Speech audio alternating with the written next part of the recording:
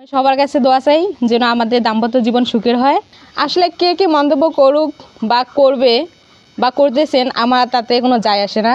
আমি আলহামদুলিল্লাহ ভালো আছি, আর আশা রাখি যে ওনার সাথে থাকলে আমি ফিউচার পর্যন্ত ভালো থাকবো। তিশা মুস্তাকের কাহিনী এখন পুরনো। নতুন কাহিনী হচ্ছে ৬৬ বছরের নানা বিয়ে করেছেন ২২ বছরের নাতনিকে, যা সোশ্যাল মিডিয়া এখন রীতিমতো ভাইরাল হয়েছে। আইরিন ছোট থেকেই পড়াশোনায় অনেক ভালো। ৪র্থ শ্রেণীতে পড়ার সময় তার সঙ্গে আমার পরিচয়। আমাকে নানা বলে ডাকতো। মেধাবী হওয়ায় তার পড়াশোনায় আমি অনেক সহায়তা করেছি। বড় হয়ে বিয়ের আলাপ শুরু হলে সে হুট করে আমাকেই বিয়ে করবে বলে জানায়। হতবাক আমি তাকে ভালো করে বোঝার সময় দিয়েছিলাম, কিন্তু নাছোড়বান্দা মেয়েটি আমাকেই বিয়ে করবে। শেষ পর্যন্ত তাকে বিয়ে করেছি পরিবারের মতামতের ভিত্তিতে। কথাগুলো বলছিলেন ৬৬ বছর বয়সী শরীফুল ইসলাম। তিনি বিয়ে করেছেন কলেজ পড়ুয়া ২২ বছর বয়সী নাতনি আইরিন আক্তারকে। গত ২২শে মার্চ তাদের বিয়ে হয়েছে। এ বিয়ের খবর, ছবি ও ভিডিও সামাজিক যোগাযোগ মাধ্যম জুড়ে এখন ব্যাপক ভাইরাল। ছবিতে দেখা যায় কনে বেশে এক তরুণীকে মিষ্টিমুখ করাচ্ছেন পাঞ্জাবি ও টুপি পরিহিত এক বৃদ্ধ। বিয়ের পর থেকেই জেলা জুড়ে তুমুল আলোচনা হচ্ছে অসম এই বিয়ের খবরে।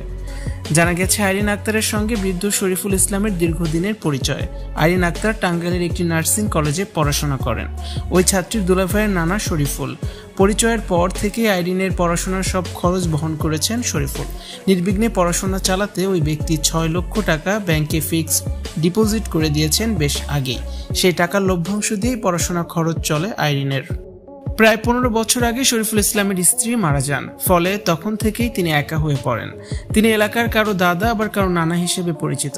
এলাকার লোকজন জানান আইরিনের পরিবারের আর্থিক অবস্থা ভালো না, ফলে ৪র্থ শ্রেণী থেকেই তার পড়াশোনার খরচ দিয়ে আসছেন বৃদ্ধ শরীফুল ইসলাম। আর সে সময় থেকেই তাদের সম্পর্ক অনেক গাঢ় হয়। জানতে চাইলে আইরিন আক্তার বলেন, সম্পর্কে তিনি আমার নানা। পরিবারের অভাবের কারণে ছোট থেকেই তিনি আমাকে পড়াশোনা চালিয়ে নিতে সহায়তা করেছেন।